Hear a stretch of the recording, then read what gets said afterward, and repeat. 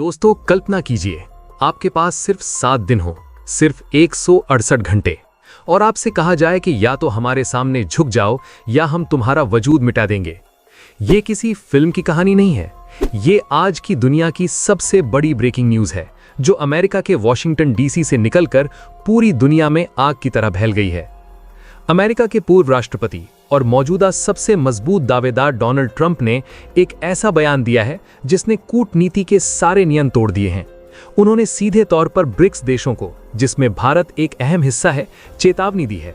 कहा गया है कि अगर आपने अमेरिकी डॉलर को छोड़ने की कोशिश की, अगर आपने अपनी करेंसी में व्यापार करने की हिमाकत की, तो हम आप पर 100% टैरिफ लगा देंगे। और यकीन मानिए, 100% टैक्स का मतलब होता है किसी भी देश की इकोनॉमी को चंद दिनों के अंदर घुटनों पर ला देना। मीडिया इसे आर्थिक परमाणु बम कह रहा है, लेकिन सवाल यह है, आखिर अमेरिका इतना डरा हुआ क्यों है? दुनिया की सुपर पावर को भारत जैसे देश से खतरा क्यों महसूस हो रहा है?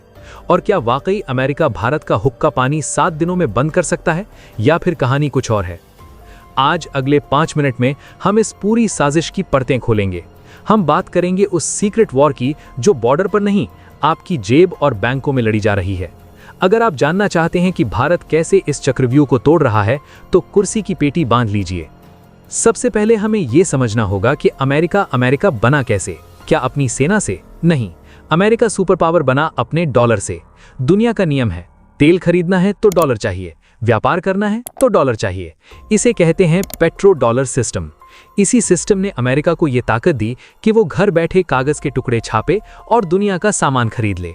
लेकिन पिछले 3 सालों में, खास तौर पर रूस यूक्रेन युद्ध के बाद, भारत ने इस सिस्टम की नींव हिला दी है। जब अमेरिका ने रूस पर प्रतिबंध लगाए और उसे स्विफ्ट बैंकिंग सिस्टम से बाहर किया, तो अमेरिका ने सोचा था कि रूस बर्बाद हो जाएगा। लेकिन यहीं भारत ने एंट्री मारी। भारत ने कहा, हमें सस्ता तेल चाहिए और हम डॉलर में नहीं बल्कि रुपए या अन्य करेंसी में पेमेंट करेंगे। और देखते ही देखते दुनिया को एक नया रास्ता मिल गया। आज यूएई के साथ भारत रुपए में डील कर रहा है, रूस के साथ लोकल करेंसी में बात हो रही है। यही बात अमेरिका को चुभ रही है।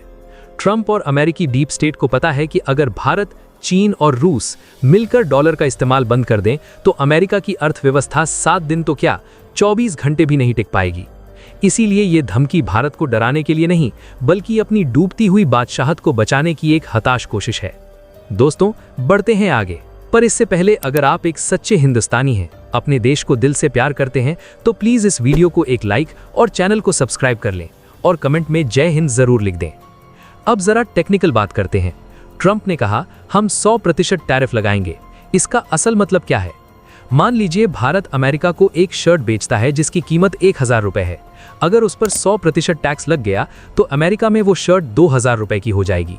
इसका सीधा असर ये होगा कि अमेरिकी लोग भारतीय सामान खरीदना बंद कर देंगे, भारत का एक्सपोर्ट गिर जाएगा, फैक्ट्रियां बंद होने लगेंगी, बेरोजगारी बढ़ेगी। सुनने में ये बहुत डरावना लगता है ना?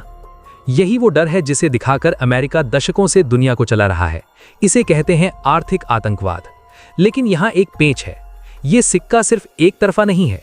अगर अमेरिका भारत के सामान पर टैक्स लगाता है, तो नुकसान सिर्फ भारत का नहीं होगा। आज अमेरिका की बड़ी बड़ी कंपनियां, एप्पल, अमेज़न, गूगल, वॉलमार्ट, सब भारत पर निर्भर है। भारत सिर्फ बाजार नहीं है, भारत अब अमेरिका का बैक ऑफिस और फैक्ट्री दोनों है।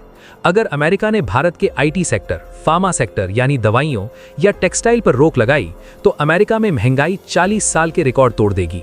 वहां दवाइयां महंगी हो जाएंगी, फोन महंगे हो जाएंगे। तो असलियत यह है कि 100% टैरिफ की धमकी एक ब्लफ है, एक ऐसा जुआ जिसे अमेरिका खेल तो सकता है, लेकिन जीत नहीं सकता। अब आते हैं सबसे दिलचस्प हिस्से पर। भारत ने इस धमकी का जवाब कैसे दिया? क्या भारत ने चीन की तरह अमेरिका को गाली दी? नहीं। क्या भारत ने घुटने टेके? बिल्कुल नहीं। भारत ने खेली चाणक्य नीति।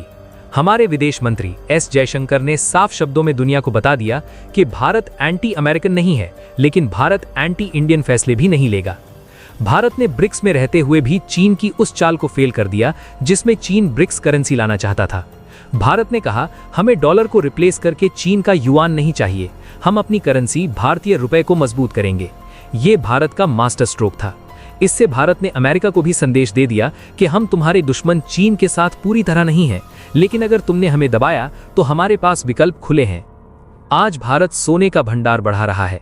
आरबीआई दुनिया भर से सोना खरीदकर भारत ला रहा है। क्यों? क्योंकि कल को अगर डॉलर या यूरो कागज का टुकड़ा बन जाए तो भारत की अर्थव्यवस्था सोने की चमक पर टिकी रहे। यह है लॉन्ग टर्म प्लानिंग। अब इस सवाल का जवाब देते हैं जिसे ट्विटर भर गया है। क्या 7 दिन में भारत खत्म हो सकता है? जवाब है असंभव। आज का भारत 1991 का भारत नहीं है जब हमें अपना सोना गिरवी रखना पड़ा था। आज भारत के पास $600 बिलियन से ज्यादा का विदेशी मुद्रा भंडार है। हमारे पास खुद का पेमेंट सिस्टम यूपीआई है जिसे दुनिया अपना रही है। अगर कल को अमेरिका वीजा और मास्टरकार्ड बंद भी कर दे तो भारत का रुपए और यूपीआई सिस्टम चलता रहेगा। उल्टा अगर अमेरिका ने भारत से आर्थिक युद्ध छेड़ा तो अमेरिका को चीन का सामना अकेले करना पड़ेगा। अमेरिका को इंडो पैसिफिक में चीन को रोकने के लिए भारत की सख्त जरूरत है। बिना भारत के एशिया में अमेरिका का कोई वजूद नहीं बचेगा। ये बात पेंटागन भी जानता है और व्हाइट हाउस भी। इसीलिए बयानों में चाहे जितनी गर्मी हो, हकीकत में अमेरिका भारत से पंगा लेने की स्थिति में नहीं है। तो दोस्तों, निष्कर्ष क्या निकलता है? अमेरिका से आ रही ये धमकियां, ये 100% टैरिफ की बातें और ये 7 दिन वाला डर, ये सब सबूत है कि पश्चिम का सूरज ढल रहा है और पूर्व का सूरज उग रहा है। जब कोई राजा अपनी गद्दी छीनते हुए देखता है तो वो सबसे ज्यादा शोर मचाता है। अमेरिका आज वही कर रहा है। भारत ने रास्ता चुन लिया है। वो रास्ता है आत्मनिर्भरता का। वो रास्ता है अपनी शर्तों पर दुनिया से दोस्ती करने का। हम अमेरिका के भी दोस्त हैं और रूस के भी। हम डॉलर में भी व्यापार करेंगे और रुपए में भी। हम किसी के दबाव में नहीं आएंगे। ये खबर हमें डराने के लिए नहीं बल्कि हमें गर्व कराने के लिए होनी चाहिए कि आज भारत का कद इतना बड़ा हो गया है कि अमेरिकी चुनावों में भी भारत की अर्थव्यवस्था मुख्य मुद्दा बन गई है।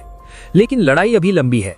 हमें अपने लोकल प्रोडक्ट्स को सपोर्ट करना होगा, अपनी इकोनॉमी को और मजबूत करना होगा, क्योंकि असली ताकत सरकार में नहीं, देश के 140 करोड़ लोगों में होती है। आपका इस मुद्दे पर क्या सोचना है? क्या भारत को अमेरिका के दबाव में आना चाहिए या अपनी अकड़ बरकरार रखनी चाहिए? कमेंट बॉक्स में अपनी राय जरूर लिखें।